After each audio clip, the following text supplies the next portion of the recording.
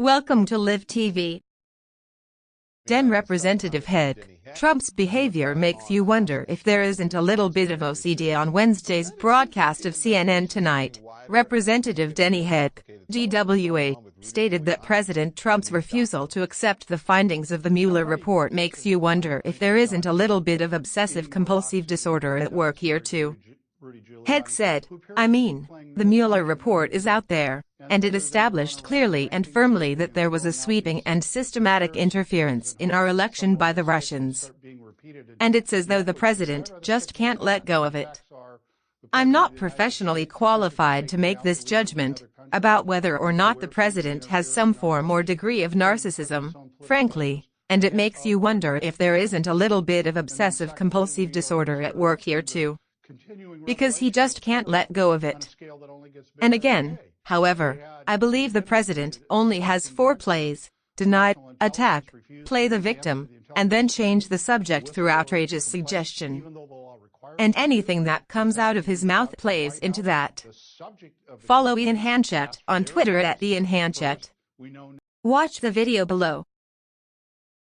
Now to discuss Congressman Denny Heck, a Democrat on the House Intel Committee. Congressman, I appreciate it. Tonight it seems like the investigation is getting wider and it's getting more complicated. Tell us what's going on with Rudy Giuliani and these documents.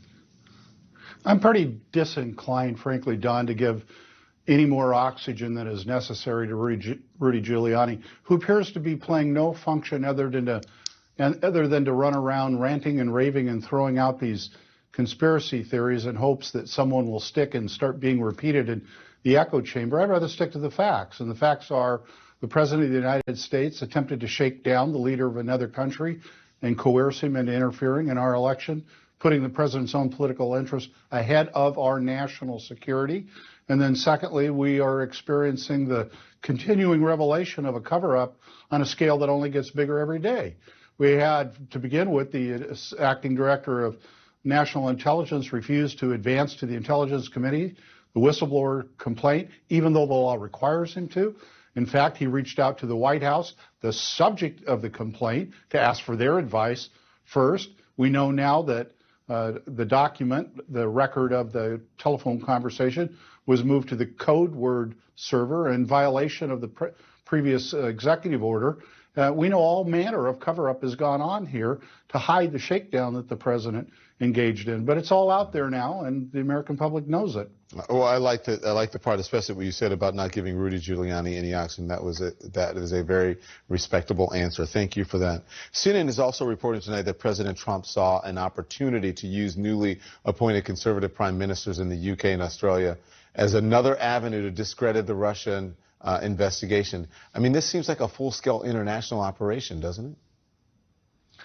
It does, and it all seems a little bit retro to me. I mean, the Mueller report is out there, and it established clearly and firmly that there was a, quote, sweeping and systematic interference on our election by the Russians, and it's as though the president just can't let go of it. You know, there have been a lot of questions raised, and I'm not professionally qualified to make this judgment about whether or not the president has some form or degree of narcissism, frankly, and it makes you wonder if there isn't a little bit of obsessive-compulsive disorder at work here too, because he just can't let go of it.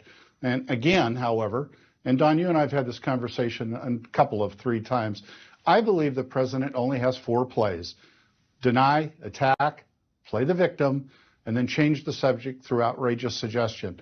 And anything that comes out of his mouth plays into that. We've certainly seen an awful lot of him attack, a lot of him play the victim, and a lot of him try to change the subject in the last several days as he seemed to become more and more desperate.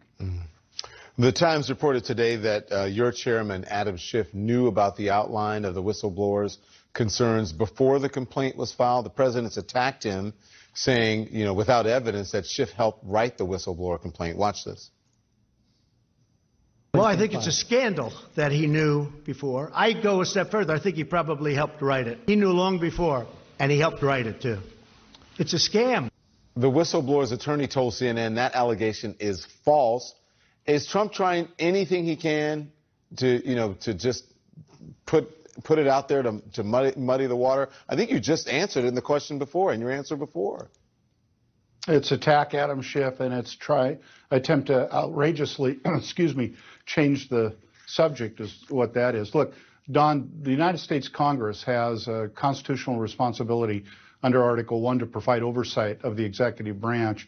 And I know that the president doesn't like that. He doesn't like being held accountable. But the fact is, that's our responsibility. Furthermore, what occurred here was precisely in keeping not only with the law but with past practice, which is that whistleblowers should feel free to come to the oversight committee and share their information with him. And the committee staff did exactly what has been the practice and is appropriate, which was to recommend to them that they get a lawyer and file a whistleblower complaint. And you know, Don, I think it's a little bit ironic when you consider, for example, the Republican portion of the Oversight Committee website actually has a tab marked blow the whistle. So this is a standard practice within the Congress, is to invite people who think they've seen waste, fraud, abuse, or wrongdoing to come to us. It's our job. Yeah. Well, there you go. Thank you, Congressman. Appreciate your time. Travel safe.